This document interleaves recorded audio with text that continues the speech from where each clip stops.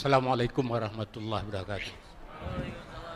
Saya ada agak ini sedikit Ustaz, karena sering sekali yang disampaikan itu bukan kesuksesan Nabi, bukan kesuksesan para sahabat. Selalu Nabi dalam keadaan lapar, sahabat-sahabat dalam keadaan merana. Apakah ini bukan yang dilakukan oleh Israiliyah supaya kelihatannya umat Islam itu jelek, tidak punya apa-apa? Nah, bagaimana ini Pak Ustaz? Demikian. Assalamualaikum warahmatullahi wabarakatuh. Waalaikumsalam. Pak, begini Pak, saya share saja foto saya Pak, itu pakai mobil Tesla yang begini-begini. Saya dibully Pak. Ustadz pamer-pamer. Saya bilang, jadi maumu Ustadz miskin? Ya, tidak. Kenapa kita cerita ini? Untuk memberikan motivasi bahwa Nabi aja rusak, rumah tangganya banyak masalah. Tapi tidak berarti tidak bahagia.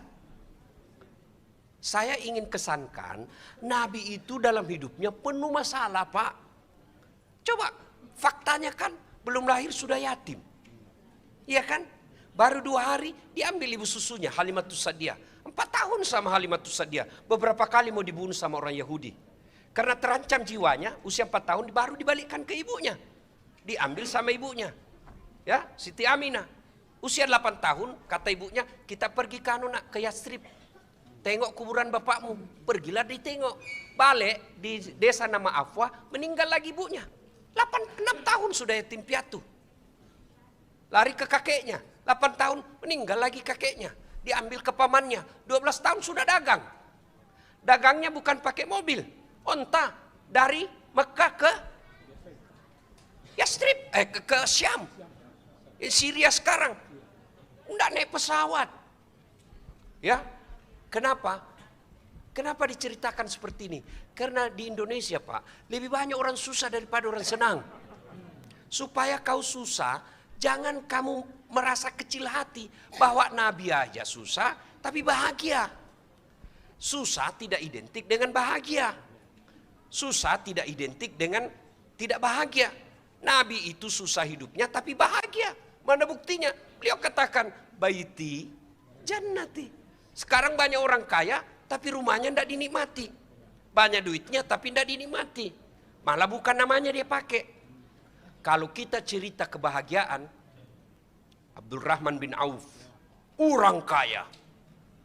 Rasulullah sebelum menikah, itu beliau pengusaha muda. Bahkan boleh dikata, orang-orang Islam pertama masuk Islam itu generasi muda. Kalau istilah Indonesia supaya Bapak gampang tahu, anggota HIPMI. Abu Bakar Siddiq, orang kaya. Utsman bin Affan, orang kaya. Abdurrahman bin Auf, orang kaya. Orang-orang kaya dulu. Tapi bedanya, beliau itu kekayaannya fisabilillah untuk dakwah. Kalau kita kaya bakil pelit. Allah larang kita kaya, tidak. Saya paling jengkel itu Pak. Biasa saya sandingkan Pak. Misalnya saya post dulu ini saya pakai private jet. Ya, saya dibully. Suka pamer kekayaan. Nah kau tahu ini saya cuma numpang. Nebeng. Bukan saya punya. Saya hanya ingin mencitrakan bahwa jadi mubalik itu tidak mesti susah. Supaya anak-anak kita juga mau belajar agama.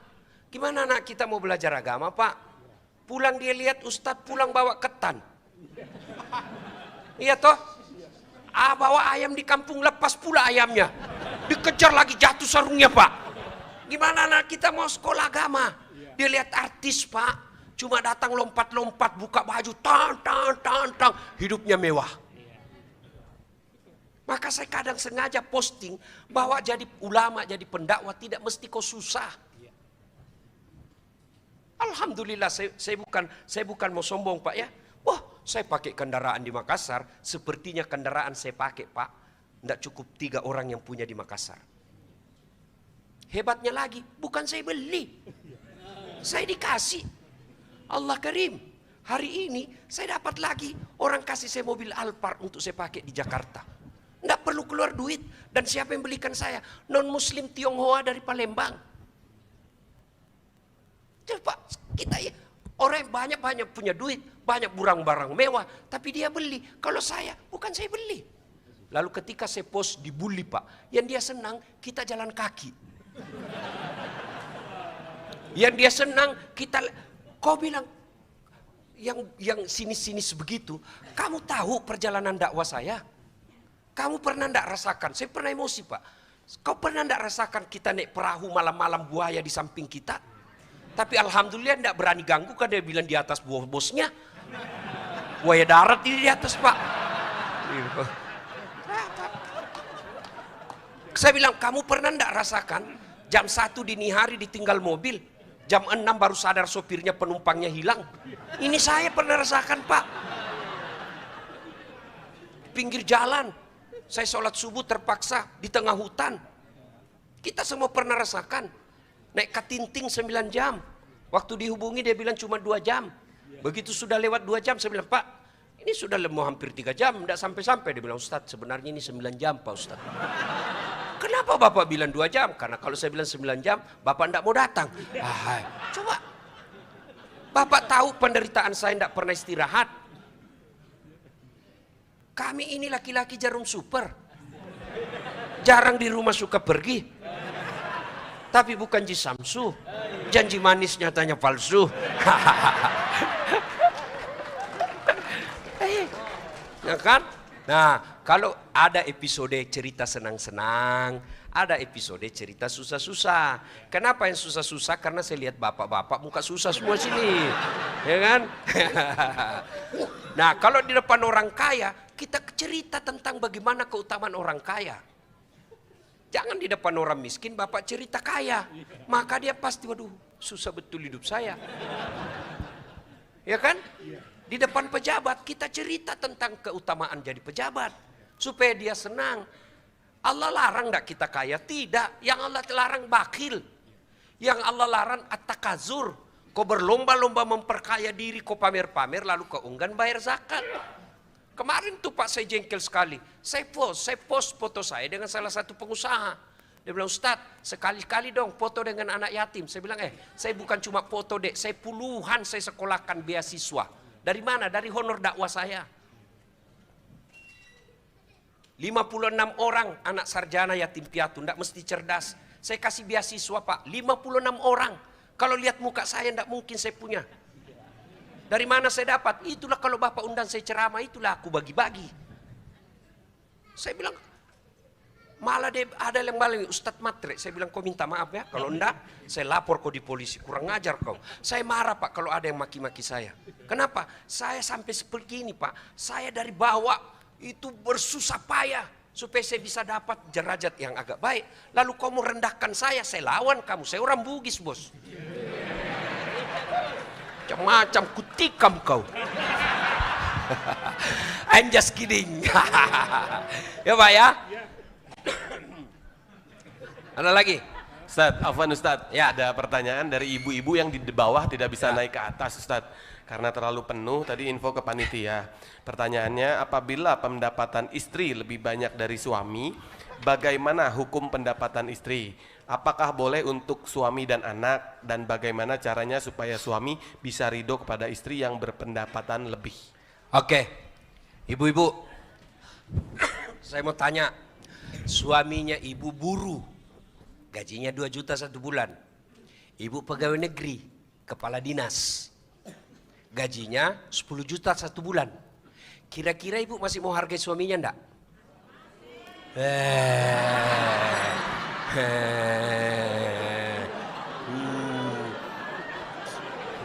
Wong ada aja gajinya suamimu lebih besar masih kau bilangnya apa kau? Hah? Itulah sebabnya kenapa Islam mewajibkan laki-laki cari nafkah, bukan perempuan. Kenapa? Karena potensi melawan suami. Saya ulang, potensi tidak berarti semua. Potensi melawan suami. Kenapa? Setan masuk bu. Ketika ibu normal, tidak ada masalah. Tapi ketika suamimu nasihati kamu dan kau capek pulang kerja, apa kau kata? Masuk setan. Apaan nasihatin? Dia aja gajinya cuma 2 juta. Lawan. Itu sebabnya laki-laki, kau ini laki-laki, kau yang cari nafkah.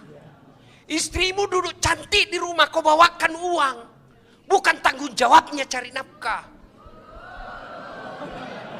Tapi berapa banyak perempuan ikhlas pergi jual bawang, gorengan. Mulai sore dia tinggalkan rumahnya, dia jual gorengan. Untungnya paling 100.000 satu malam. Rela dia lakukan. Kenapa? Mengurangi beban suami. Lalu kau berkhianat, kamu bukan bagian dari umatku, kata Nabi. Tapi apakah perempuan boleh cari nafkah? Boleh, dengan catatan tetap hormati suamimu. Tapi kalau gajimu sudah lebih tinggi dari suami, sangat potensi melawan suami.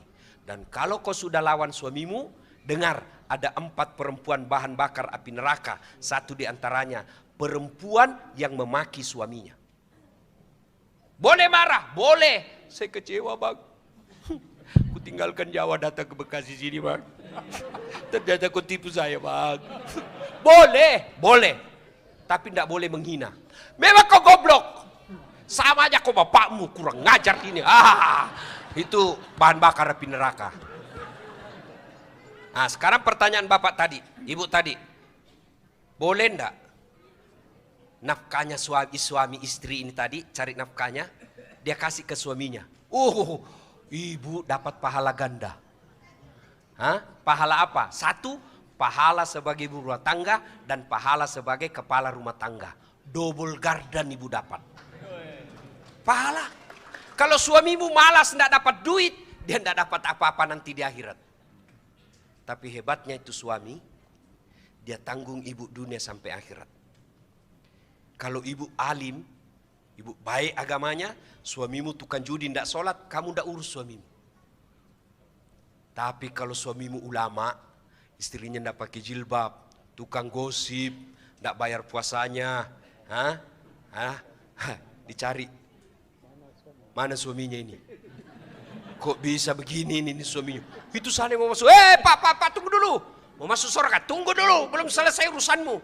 Siapa ini? Aduh, istri saya itu Tuhan. Ku anfusakum wa ahlikum nara. Itu makna ayat. Jadi makanya ibu jangan juga suka ngomel. Kenapa? Karena ibu ditanggung dunia sampai akhirat.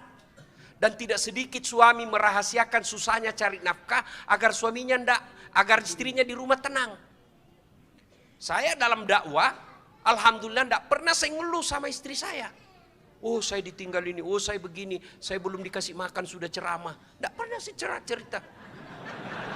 Jangan juga panitia tersinggung, bukan di sini. Jelas ya? Jelas? Oke. Ada lagi? Cukup. Jelas. Ini adik-adik nih yang belum punya istri. Dek, dengar ini. Ini kisah nyata. Nggak usah kau pacaran, Dek. Istri saya itu, saya ketemu ibunya hari Ahad dalam pengajian. Jumat saya lamar. Nggak pernah ketemu, nggak pernah lihat. Nanti saya lihat setelah ijab kabul. Kenapa sekarang banyak rumah tangga tidak saling menghormati? Terlalu lama pacaran. Pacaran kau 2 tahun, berapa kali kau tipu? Berapa kali kau bohongi? Dan pada saat itu tidak ada ikatan sehingga kalian saling memaki. Pada saat sudah 2 tahun saling memaki, masuk ke rumah tangga, pasti kebiasaan buruk itu terbawa. Tidak mungkin kau mulai dari nol. Memangnya kau pompa bensin? Tidak mungkin, ya. Maka tidak usah pacaran. Jangan pacaran. Tidak bahagia. Saya buktinya. Tidak pernah ketemu, Pak. Tidak pernah lihat wajahnya. Fotonya aja tidak pernah saya lihat. Nanti sudah ijab kabul, baru saya ketemu. Wow, hafal Quran. Kalau saya pula pergi ceramah, video call. Ustadz, Ece, hafalannya sudah hadis kesekian. Alhamdulillah. Daripada anak orang kaya, cakti, tapi tidak bisa tenang jiwamu. Begitu kau keluar, datang lagi sama mantannya ini. Kau kaya, kau dihinanya. Tapi coba kalau agamanya baik, insya Allah adik-adik sekalian, tidak usah kau pacaran. Kau suka, langsung lamar. Tidak dia terima, berarti bukan itu yang terbaik. Ini pacaran syar'i. Dari mana kau belajar pacaran syar'i? Tidak ada itu. Ya, oke, bos. You understand? Thank you very much. Ya, oke Bu, ada lagi? Cukup. Bapak-bapak dulu. Kenapa ibu-ibu semua ini? Bapak-bapak lagi. Oh, satu. Ya, silakan. Ya. Satu. Oh iya, silakan. Ya. Saya sebelum saya jawab, saya mohon maaf. Saya ini Bapak Ibu ya. Jangan bandingkan dengan guru-guru ibu bapak yang lain yang kenyang dengan dalil-dalil Quran hadis. Saya lemah dalam hafalan. Kenapa? Karena saya memang tidak pernah mondok, Pak. Saya SD, SMP di kampung. SMA jurusan fisika. Fisika Pak jurusan saya. Ha? Kuliah sospol, komunikasi. S2 PR, public relation. S3 juga komunikasi politik. Jadi ustadz. Kalau ustadz yang lain coba sebut, semua dari Timur Tengah. Saya dari Unhas, sospol. Tapi karena niat saya mau dakwah, mau saya banyak berusaha, biarlah Allah yang membantu saya. Alhamdulillah, ya. Biar non muslim pun senang dengar dakwah saya. Nah, alhamdulillah besok saya mengislamkan lagi, tapi tidak pernah saya share yang mengislamkan orang. Kenapa? Saya menghargai perasaan umat yang lain. Sama juga kita Pak, kalau diviralkan orang dikafirkan kan jengkel kita Pak ya. Begitu juga orang lain. Maka cukuplah mereka dia masuk Islam, alhamdulillah ya. Oke Mi. Pak, tahu ini? Handphone. Kalau Bapak punya handphone pakai terus kenapa Pak? Lobet. Kalau lobet Bapak apain? Kalau tidak dicas? Mati. Kalau mati masih bisa pakai? Tidak. HP baru Pak. Pulsanya 10 juta. Kuotanya unlimited. Bisa pakai? Tidak. Enggak. Begitu juga dengan hati. Kalau dunia terus, Bapak enggak cas. Pasti mati hatinya. Lihat pekerjaannya orang baik, dunia. Lihat rumahnya orang mewah, dunia. Lihat popularitasnya orang, dunia. Lihat mewahnya jabatan orang yang semua fasilitas difasilitasi negara, dunia. Lihat istri cantiknya orang, dunia. Kapan Bapak cas? Kalau tidak dicas, mati hatinya. Punya hati tapi tidak ada gunanya. Kapan casnya? Satu, nih dengar dakwah. Dengar dakwah. Dua, berteman orang-orang soleh. Kalau Bapak berteman dengan orang soleh, Bapak ketularan solehnya. Kata Nabi, kalau kau berteman dengan penjual parfum, kalau kau tidak dapat parfumnya, kau dapat bau harumnya. Tapi kalau kau berteman dengan pandai besi, kalau kau tidak dapat apinya, kau dapat bara panasnya. Bapak tahu kulit kambing?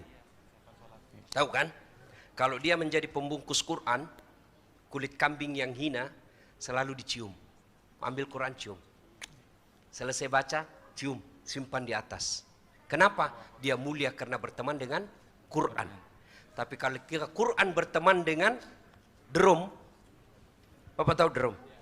Bersahabat dengan kulit kambing. Apa jadinya? Dipukul Pak.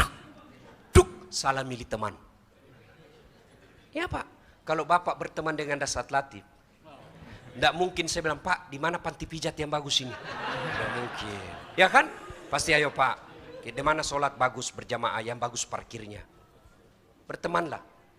Maka di nomor handphone Bapak sebaiknya ada ulama, ada ustadz, ada orang-orang soleh. Ya, ngopi boleh ngopi dengan pengusaha, tapi sekali-kali ngopi dengan penghafal Quran. Supaya apa? Kita berharap ketularan imannya, kebaikannya. Ya. Yang ketiga, Bapak setelah satu, saya ulang Pak supaya tidak lupa, dengar dakwah. Dua, berteman dengan orang-orang soleh. Tiga, jangan kunjungi tempat yang cenderung membuat kita maksiat. Ya, tidak usah saya sebut, tapi tahu Bapak sana. Yang keempat, berapa? Empat. Yang keempat, coba Bapak selalu berpakaian khas orang Islam. Coba Bapak, pernah enggak Bapak lihat saya tidak pakai gamis? Saya kemana-mana, sepeda pun saya pakai gamis. Orang bilang enggak nyambung, saya bilang enggak apa-apa, emang saya susah kau. Ayo, minimal kalau saya pakai gini Pak, saya tidak akan ke tempat-tempat yang jelek. Tidak mungkin saya nyasar panti pijat. Pakai gini, tidak mungkin Pak. Oh kan cuma mijat Ustadz. Iya betul, lain dipijat, lain mengeras. Ya, jelas Pak ya? Jelas. Ibu-ibu, Bu, kalau mau suamimu baik, tidak jalan kemana-mana, suruh pakai peci hitam, putih. Suruh pakai gamis. Sudah Ustadz, dia ganti di mobil. Sudah karakternya memang sudah itu jahat. Ya. Yang kelima, Pak, paling penting, doa. Ujung Al-Baqarah. Rabbana la tusik qulubana ba'da is hadaitana wa hab lana min ladunka rahmah innaka antal wahhab. Ya Allah, jangan kau palingkan hati hamba setelah engkau berikan hidayah. Maka banyak juga saudara-saudara kita yang telah menyatukan dirinya dengan kelompok hijrah, gagal. Kenapa? Karena kembali lagi ke komunitas awalnya. Ya, boleh enggak bergaul dengan mereka? Boleh, tetapi setelah itu Anda yakin dulu tidak akan rusak. Ya, you understand? Yes, Thank you very much. you are welcome. Bagus sekali kau. Ada lagi? Masih banyak ya? Oh, Yang gaji suami. Ya. Pak, begini. Kebutuhan istri 5 juta dalam sebulan. Maka bapak dosa kalau punya duit 7 juta cuma kasih 3 juta. Kenapa? Karena bapak mampu dan tidak memenuhi kebutuhannya. Kebutuhannya 5 juta, tapi gaji kita cuma 4 juta. Bapak serahkan semua. Kelebihan kalau ibu nuntut yang 1 juta, itulah yang Rasul tidak senang. Jangan kau bebani suamimu dengan sesuatu yang tidak mampu dia lakukan. 4 golongan yang saya sebut tadi, Bu. Yang perempuan penghuni api neraka, satu di antaranya istri yang membebani suaminya melebihi kemampuannya. Halo Ibu. Bu, mau tolong saya sebentar. Tolong saya Bu. Angkat sikunya Bu. Ini, tolong gigit. Ayo gigit sikunya Bu. Saya kasih hadiah handphone saya. Ada yang bisa? Ayo gigit sikunya Bu. Ayo gigit. Itulah suamimu kau suruh sesuatu yang tidak yang di luar kemampuannya. Ya? Nah, bapak punya gaji 7 juta, kebutuhan 5 juta. Jangan kasih semua 7 juta Pak. Harus ada namanya uang suami. Karena kalau bapak kasih semua susah nariknya Pak. Bener Pak, saya pun rasakan itu Pak. Ya. Betul itu Ustaz, betul. Susah, dia kalau sudah pegang uang Pak, susah memang. Kenapa? Ibu, oi, dengar juga saya ini Bu. Setengah mati saya bela kau di sini. Bu. Tidak semua penghasilan suami wajib disetor ke istri. Nah sekarang saya tanya Ibu, apa semua kewajibanmu kepada suami kau lakukan? Enggak kan? Ya Bu, maka Ibu, kalau kewajibannya suami sudah terpenuhi, ada namanya uang suami Bu. Uang suami ini apa? Datang kemanakannya. Ibu tahu siapa itu kemanakannya? Tahu Ibu? Anaknya kakaknya. Ibu tahu siapa kakaknya? Saudara sekandungnya. Sejak kecil dia sama-sama suka duka. Lalu masa datang anaknya, kamu tidak mau kalau dikasih duit. Istri macam apa itu? Maka itu sebabnya supaya ibu tidak sakit hati di depannya kau kasih duit, maka biarkanlah dia sembunyi-sembunyi kasih kemanakannya. Dosa? Tidak. Kenapa? Menjaga perasaannya istri. Karena kemanakan terus. Ya ibu ketawa karena ibu begitu kan. Satu kali ibu masih rela. Tapi kalau tiap 2 kali sebulan, ibu betul-betul bidadari surga kalau tidak marah Bu. Tapi saya tidak yakin kalau lihat muka-muka. Tidak yakin.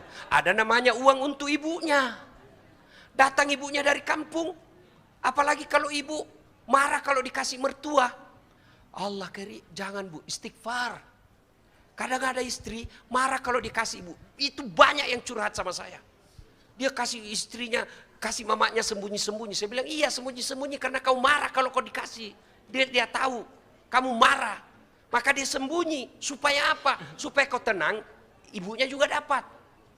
Tidak masuk akal saya kalau ada istri yang marah kalau kasih uang suami, ibunya suaminya. Hei Bu, tolong jawab. Ibu pernah rasakan hamil? Pernah? Enak enggak? Oh, jalan aja susah. Mau duduk. Iya tuh Ibu. Ada ibu-ibu hamil tengkurap. Berapa lama ibu tidak tengkurap? 9 bulan. Repot kan? Masih ingat waktu melahirkan? Masih? Ada enggak ibu-ibu melahirkan senyum? Mentang-mentang dia sendiri keluar kok nak? Enggak. Cuma ya toh? Masih ingat waktu menyusui? Masih? Apalagi waktu tumbuh giginya.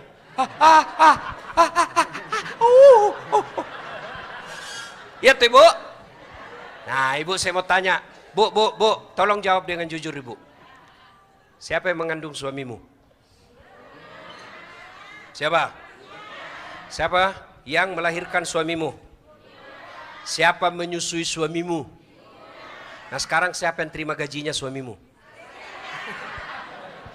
Jawab ini.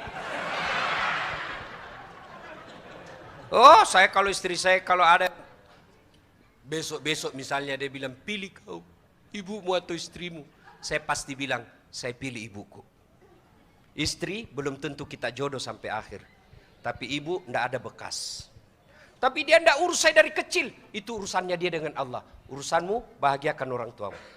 Begitu juga suami. Datang mertua, ibu bapaknya istrimu muliakan. Kenapa hidupmu susah dalam ekonomi dan tidak bisa bahagia? Salah satu sebabnya kau durhaka sama orang tuamu. Ridallah fi ridal walidain, suktillah fi suktil walidain. Ya bu ya? Jadi jangan pernah marah kalau suamimu kasih duit keluarganya. Ya? Yang ibu marah kalau dia pelit padahal ada. Ya? Bapak juga bukan bagian dari umatnya Nabi kalau pelit sama istri padahal bapak mampu. Ya, tidak ada orang bangkrut kalau dia sedekah untuk istrinya. Malah istrinya makin ikhlas berdoa. Ya, jelas Pak? Ya, jelas. Ada lagi. Nah, bagi istri yang menolak ajakan suaminya, pilihannya satu. Kena murka Allah. Yang kedua, ikhlaskan suamimu kawin lagi. Ya kan ibu menyerah. Iya kan? Saya menyerah Pak. Oke? Karena kau menyerah, nikahkan saya. Sorga bu. Ya ibu-ibu, banyak jalan menuju sorga. Memang banyak, tapi macet. Bu. Nah sekarang Pak, ini bukan bermasuk porno dan jorok ya. Ini pendidikan fikih keluarga. Bapak usia 45. Istri juga 43.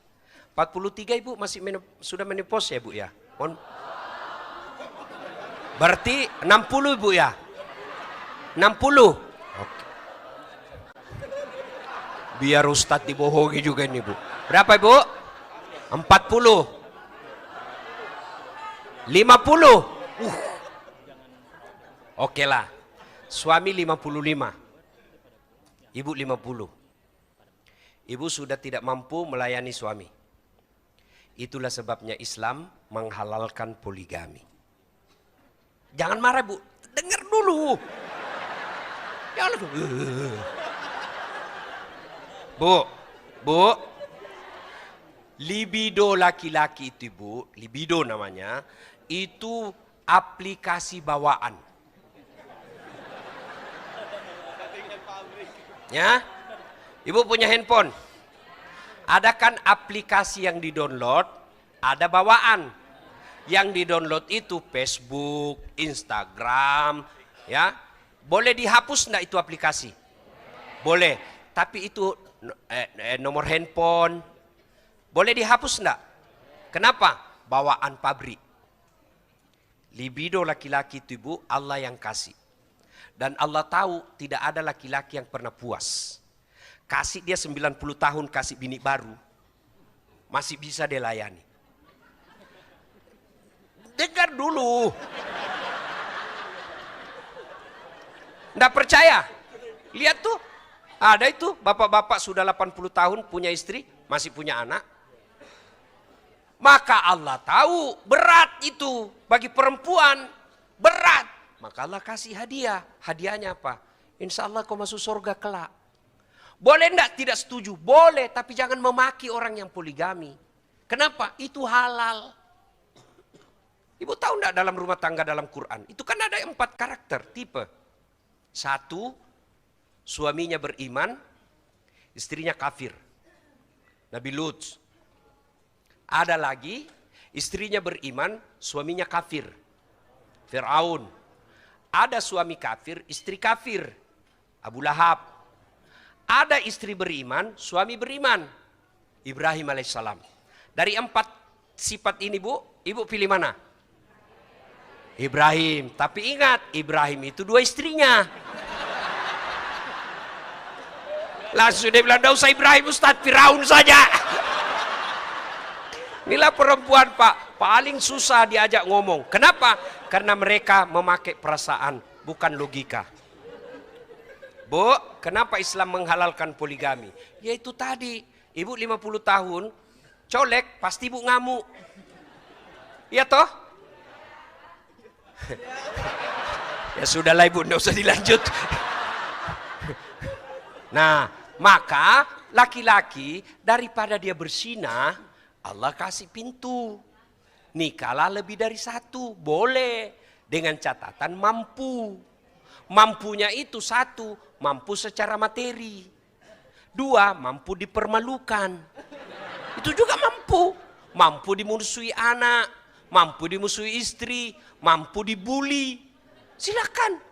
Boleh dirahasia, boleh. Namanya nikah siri. Tapi yang tidak boleh nikah mut'ah, kontrak. Mana itu nikah siri? Bukan berarti tidak ada wali. Tetap ada wali, cuma tidak ada surat nikahnya.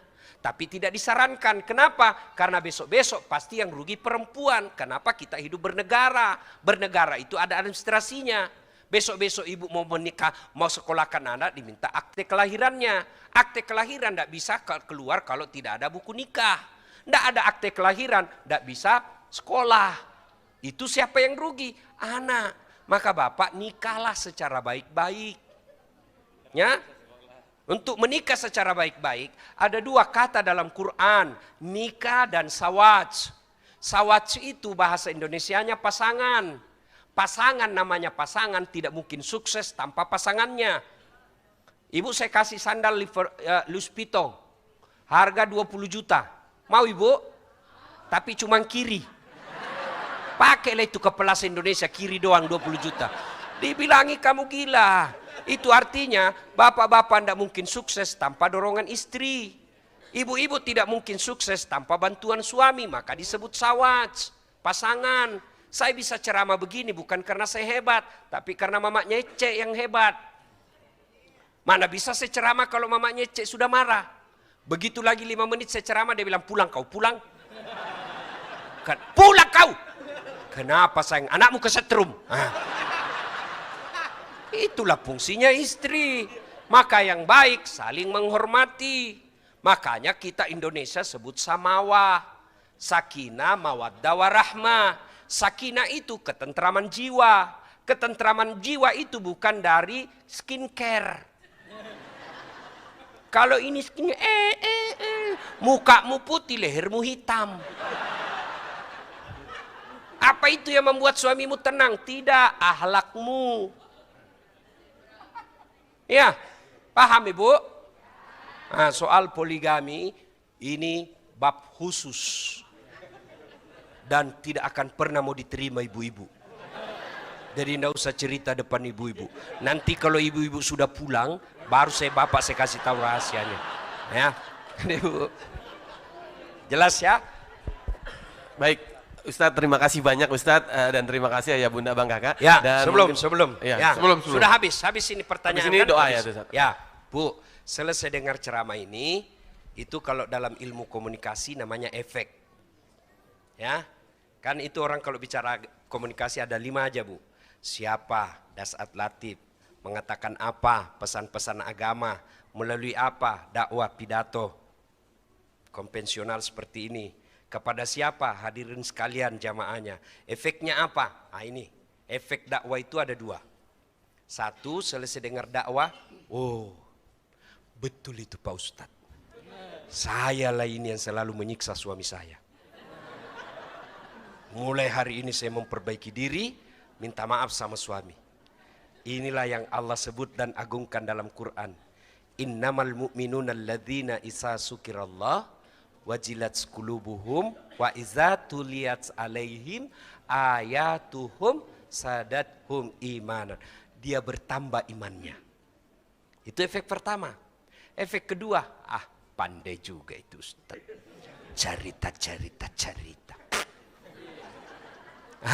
Ini juga yang Allah singgung dalam Quran. Wa thawa'un alaihim a'anzartahum am lam tunsirhum. Kau sampaikan ayat Allah atau tidak, sama saja mereka tidak akan beriman. Bahkan mereka lebih hina dari binatang. Bapak-bapak tahu binatang? Tahu? Ada namanya kambing. Kakak saya di kampung jual beli kambing. Itu kalau ada kambingnya nakal juga seruduk temannya, dia panggil penjaganya. Jual itu yang nakal. Jual. Sampai di pasar tidak ada yang beli. Apa dia bilang? Bawa pulang, potong, kita makan sama-sama. Dagingnya jadi sate. Isi perutnya coto Makassar. Kakinya sop kikil. Ekornya sop buntut. Lidahnya sop lidah. Pipinya sop pipi. Tulangnya sop konro. Pelernya obat kuat. Itu waktu saya kecil dulu. Dibakar, diiris baru dibakar.